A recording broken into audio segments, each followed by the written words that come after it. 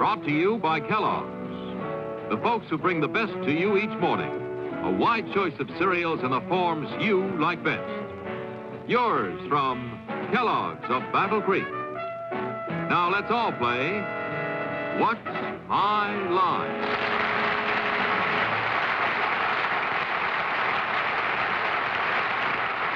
And now let's meet our award-winning panel of What's My Line. First, the delightful star of stage and television, Miss Arlene Francis.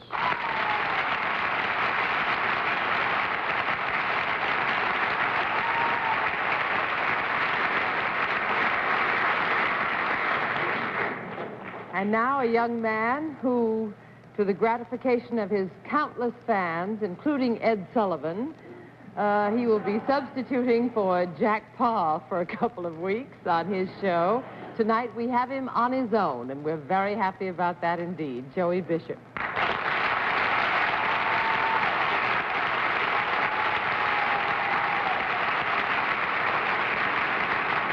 Thank you, Arlene. And now it's my pleasure to introduce a young lady whose feet still hurt from the St. Patrick's Day parade, Dorothy O. Kilgallen.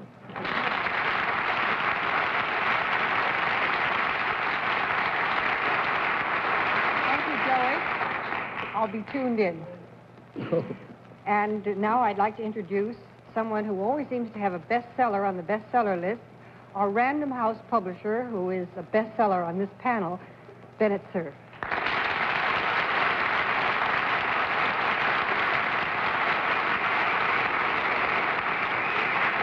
Here's our dapper and adroit Lord High elocutioner, John Charles Daly.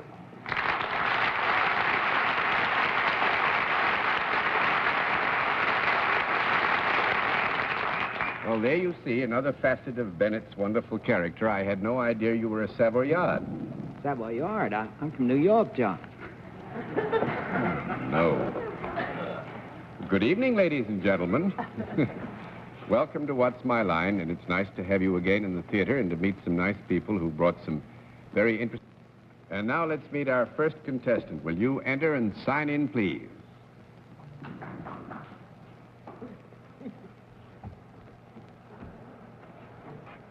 James T.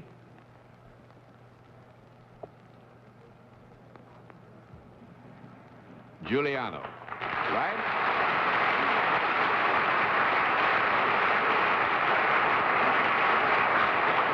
Mr. Giuliano, I must say you handled that chalk with all the trepidation which I used to have when I was in school and had to go up to the board. Where are you from, sir? I'm from Wakefield, Mass. Wakefield, Massachusetts. Nice to have you with us. It's a pleasure to be here. May I present the panel, Mr. Giuliano? Will you join me over here, please, Sure. sir? You know how we keep score? Yes, I do. All right, then let's let the audience in the theater and the audience at home know exactly what your line is.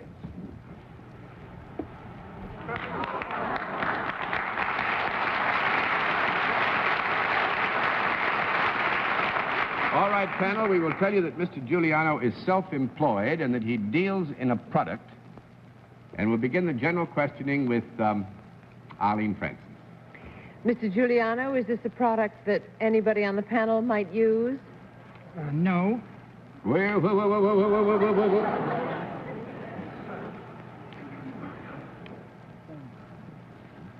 I'll have to change that to yes. I'm sorry. I couldn't be happier. Is it a product that we would find in our house? Yes. Is it a product that comes in contact with the body in some way? Yes. Is it a product that might be considered apparel in any way? Yes. Would it be... Now we're going to change it to no. Mr. Giuliano has been very fair in giving you an answer which I think we should be grateful for. But I would say that as we use apparel, I don't want you to be misled. It would be apparel in the broadest possible sense, considering the terms that have normally applied on the program. It's apparel for abroad, right?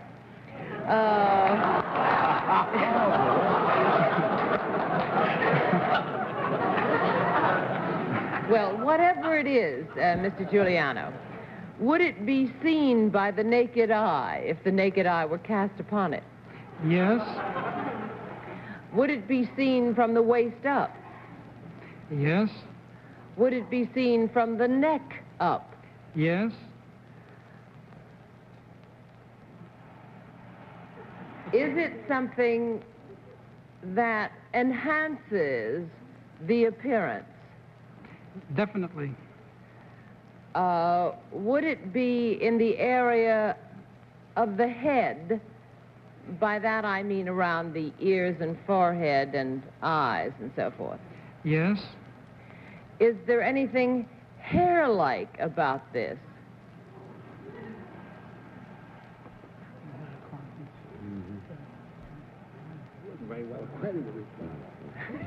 Yes.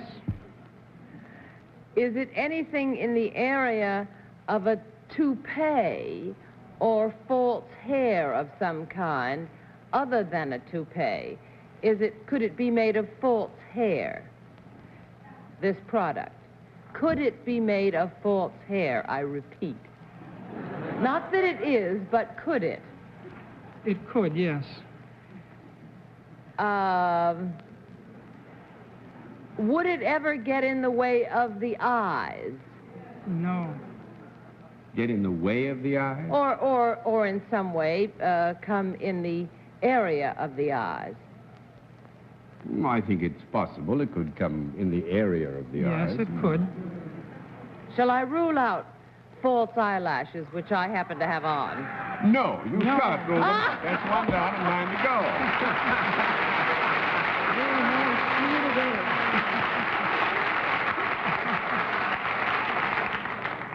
I just want to say welcome to the Arlene Francis Show, folks.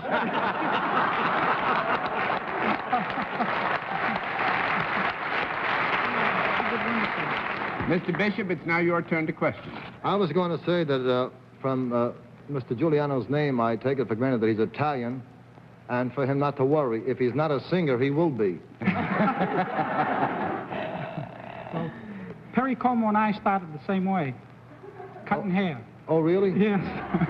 Only you saved yours. I can't sing. But we still have, we've arrived at what we might call a negative identification. But You mean I thought the game was over? Oh, no, you're on the block now. I'm only up to eyelashes. You have to bat them. Well, now let me ask you, did you get, did we determine... No conference has been called for, Mr. Bishop. Will you direct your questions to Mr. Giuliano, please? John, I didn't mean to be carried away, but she did so much talking, I thought she was in charge of the show. So for a minute, I overlooked it, John, but with apologies.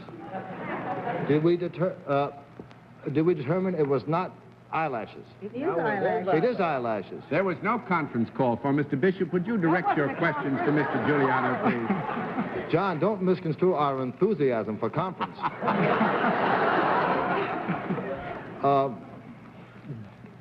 Do you manufacture eyelashes? Yes, I do. Yes.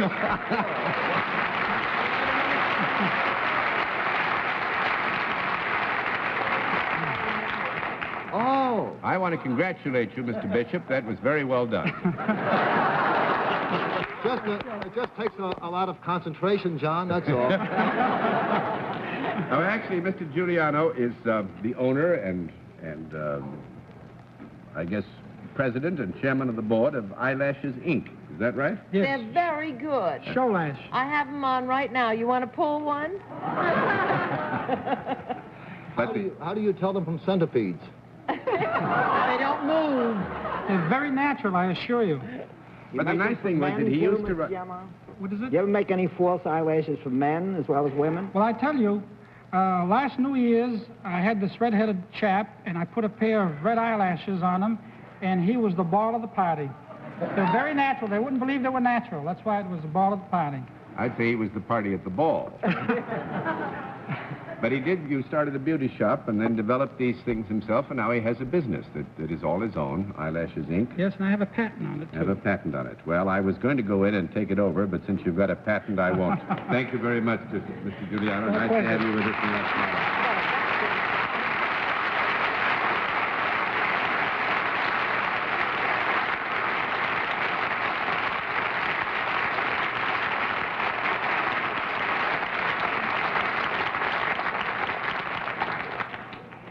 right, well done. Well done indeed, panel. Let's see what we can do with the second challenger. Will you enter and sign in, please?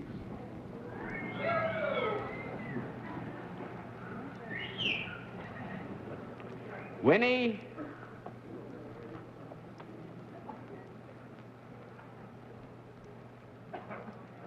Alexandra, right?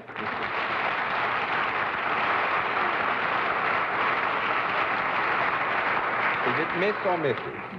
Mrs. Alexandra, I know that's an awful test to face. I don't know when I've had a piece of chalk in my hand and had to go up to a board, and I think you're all magnificent performers to be able to come out, amateurs as you are, and make it. And that's fine. Where are you from? Miami, Florida. Miami, Florida. Nice to have you with us. Mrs. Alexandra, may I present the panel? Will you join me here, please? Do you know how we keep score, Mrs. Alexandra? Fine. Then let's let the audience at home and the folks here in the theater know exactly what your line is.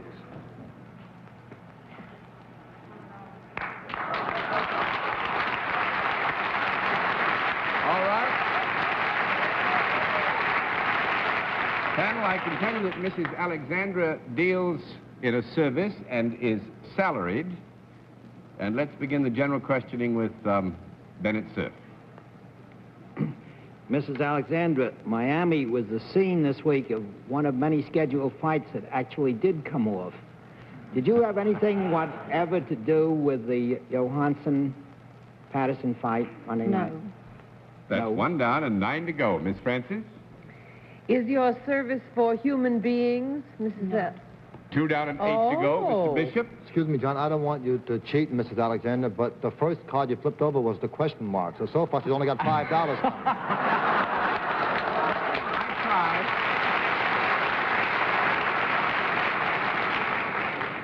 Well, I nearly got away with it. Now, if honesty has its rewards, she will tell me what she does.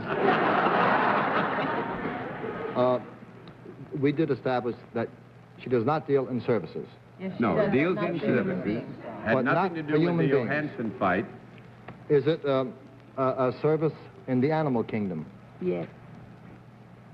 No, they have racing.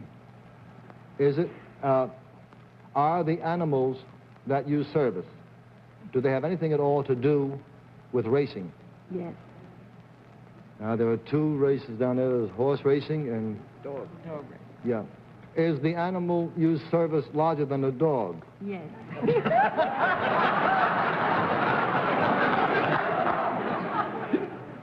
Do you service horses?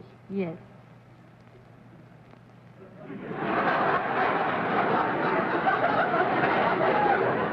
I just can't picture you servicing horses. Is it a service for the racetrack? Yes. Good. See, she didn't let me finish.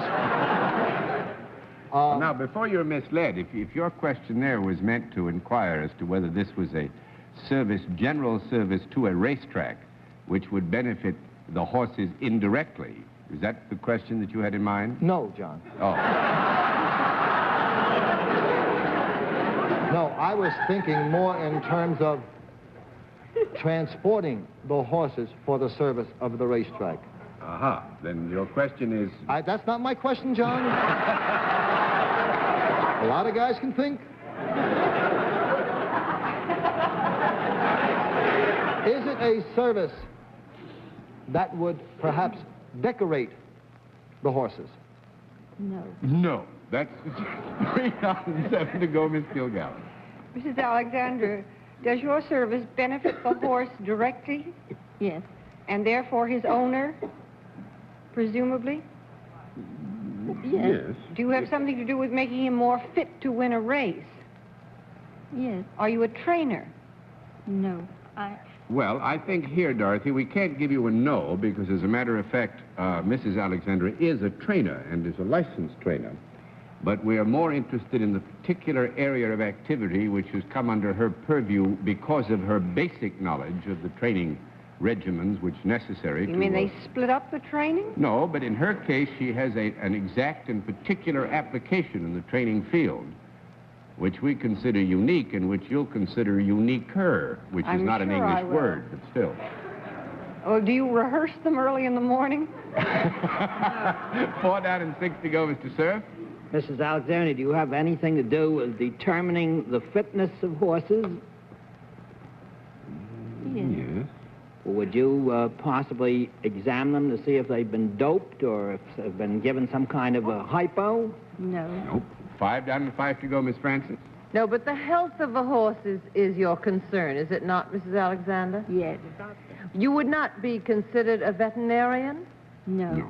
I said you would not. That's right. Two Right. two negatives make an affirmative, so I thought I was back to my eyelashes again. Is there something in your job that has to do with a specific part of the horse's anatomy? Yeah. Hey, take it easy, Arlene. I'm next.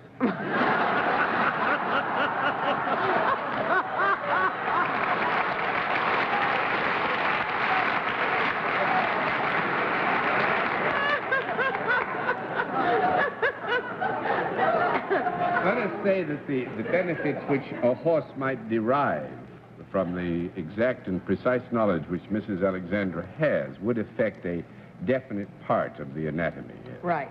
Well, let's stay with the front part. Do you have anything to...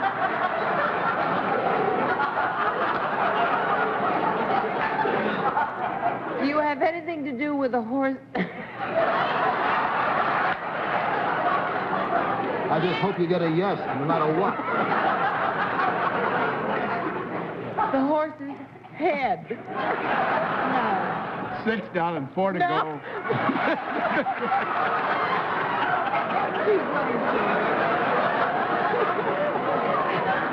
You're sure it's not dogs you work?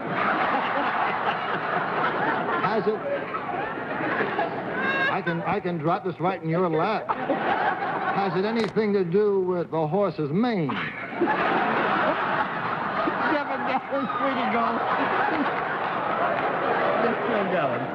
Dorothy, you can still Are you work ready, Joey? Has it anything to do with the horse's feet or legs? Yes. Yes. For goodness And sake, I thank- was just trying to get out of it. Do you have anything to do with the horse's feet? No. Not his feet as such. I'm going to throw in the towel. I quit. John, Yeah. I thought maybe Mrs. Alexander was a horseshoer or something of that sort. No, actually, Bennett, you're so close to it, but it is so Shod. strange and difficult a thing for you to pin down that I give you full credit for getting this close to it. Actually, Mrs. Alexander does massage and sonic wave treatments on horses' legs. They are arthritic sometimes, as human beings are. And she has developed what is, in fact, a whole new facet of the training of racehorses. And she treats their legs with massage and with these sonic wave treatments. Isn't that right? But is herself a licensed trainer. a massage, a horse-legger massage. Can't pull a horse. How come you've missed the horses I bet on? Thank you very much. It was wonderful to have you as a guest, and we had a great deal of fun puzzling the family. Thank you.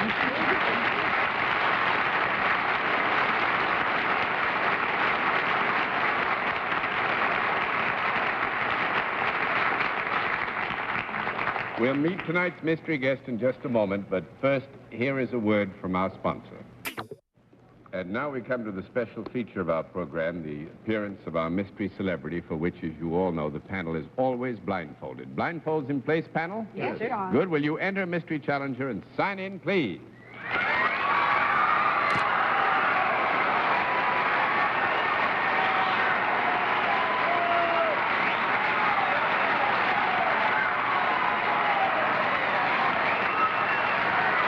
All right, panel. As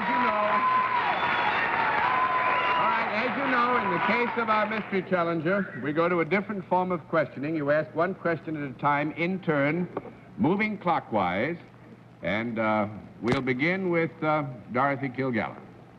Are you currently appearing anywhere in New York, either in the theater or in a supper club? That's right. Well, I What? couldn't hear. Right? That's right. Mr. Cerf? Are you in a Broadway show? No, that's 1 down and 9 to go, Miss Francis.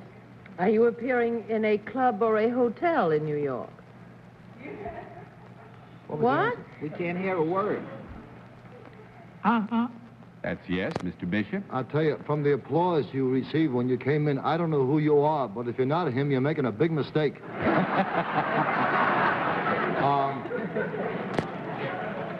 We assumed he was working in a nightclub. Mm-hmm. Would you, without your first name, call for 3 fiddlers? Shall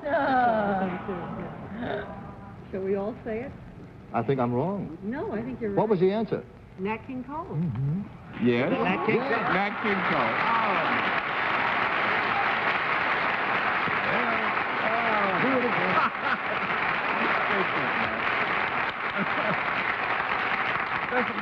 This is wonderful. Watching Nat sitting here, and he was holding his nose, swallowing his esophagus, swallowing his throat, his tongue, and trying not to give any identification of any kind. Well, he certainly didn't. We couldn't hear him. Oh. I knew that I was... voice. You couldn't fool anybody Well, unless you were I was going to be underwater. in trouble before I got here, really.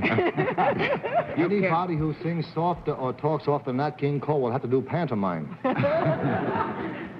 You couldn't possibly be in trouble, Nat. I'm sure you must have taken as much pleasure out of the ovation you got when you came in as we took Yes, it from the ovation that was given you when you sounded came. so nice, I started to go into a song.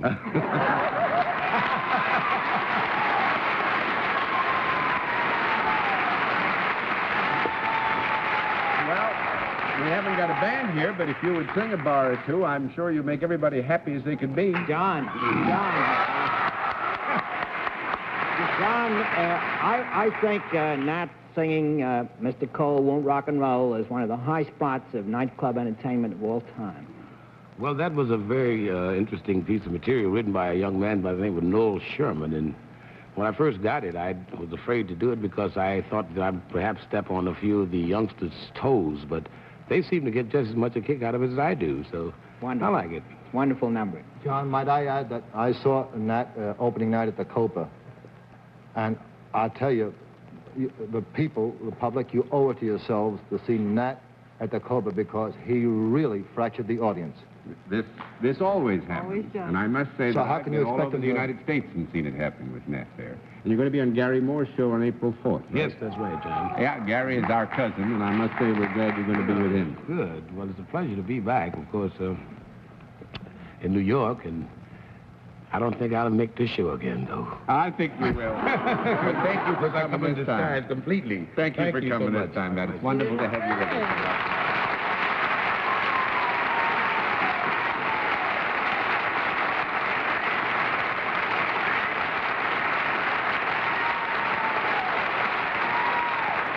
Well, you've done very well tonight, panel. Congratulations. We'll be back after this word from our alternate sponsor. Well, we are running a bit late tonight, so it's my pleasant duty to say good night for all of the panel, Arlene and Joey Bishop and Dorothy Kilgallen and Bennett, Cerf, and myself, and to say very simply, thank you for being with us on What's My Line. What's My Line is a CBS television network production in association with Mark Goodson and Bill Codman.